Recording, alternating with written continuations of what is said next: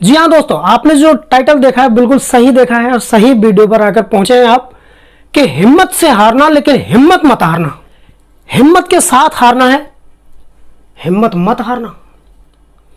इसके जीते जागते ऐसे हजारों एग्जाम्पल इस दुनिया में हैं, लेकिन मैं कुछ एक दो आपके बीच में रखने की इजाजत चाहता हूं। दोस्तों, जब दो क्रिकेट टीम आपस में क्रिकेट खेलती है तो पहली पारी एक बार में खेलती है, दूसरी पारी दूसरी बार खेलती है, तो ये जितने भी रन बनाते हैं इनको इनसे एक रन ज्यादा बनाने की जरूरत है, तभी जीत कहलाती है।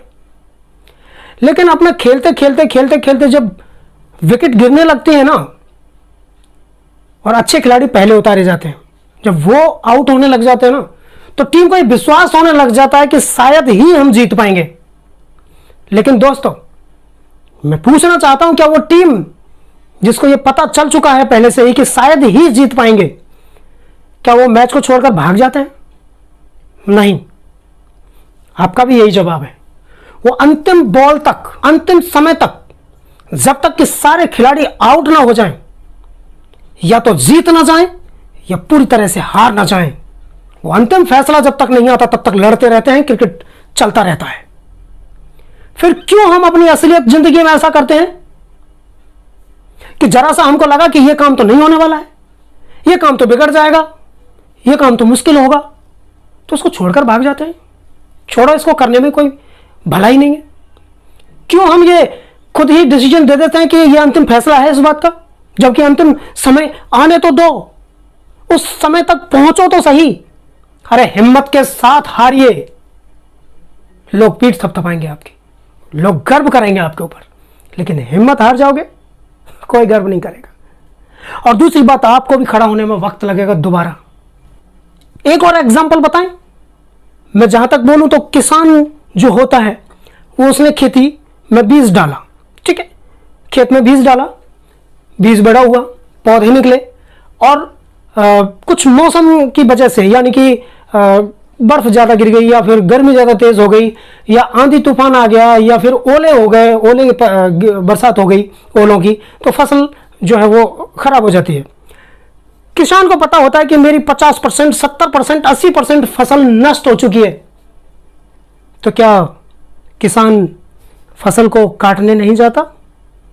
ये पता होने के बावजूद भी कि फसल 80% खत्म हो चुकी है, लेकिन 20% बची है, तो 20% को तो कम से कम लाएं।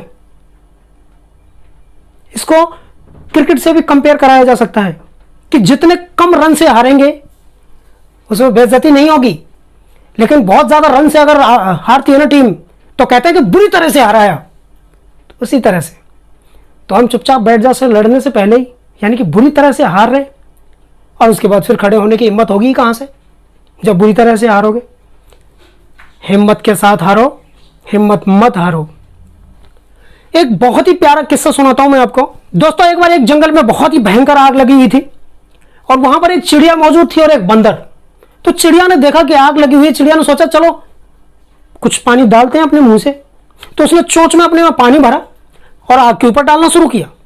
जब चिड़िया ऐसा कर रही थी तो बंदर देख करके हंस रहा था। तो बंदर बोला कि तू क्या सोचती है कि तू ये आग बुझा देगी? तो चिड़िया बोली कि तुम वैसे इतना हंस क्यों रहे हो? तो बंदर ने कहा कि मैं इसलिए हंस रहा हूं कि बेवकूफ चिड़िया, ये आग इतनी भयंकर लगी हुई है, तेरी चोंच में कितना पानी आएगा?